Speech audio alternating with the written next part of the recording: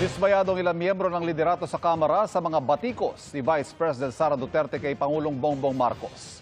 Sa press conference ni Duterte kahapon, sinabi niyang hindi marunong maging presidente si Pangulong Marcos.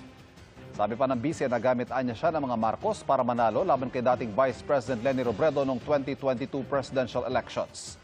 Binatikos din ni Duterte ang pagdinig ng Kamara ukol sa 16 million pesos na ginastos sa mga safe house ng OVP.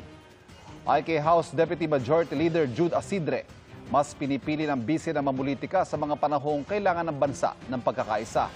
Sa halip daw na magsalita tungkol sa kanyang lehitimong issue sa tamang lugar, sabi ni Asidre tila binaliwala at itinuring ito ng bise bilang political attacks na nagpapalalaan niya sa pagkakawatak-watak sa bansa. Sabi naman ni House Assistant Majority Leader Mika Swansing, mas mainam na makipagtulungan na lang sa kanila ang bise. Manumpa at magsalita dapat ang bise tungkol sa issue ng confidential funds at iba pa.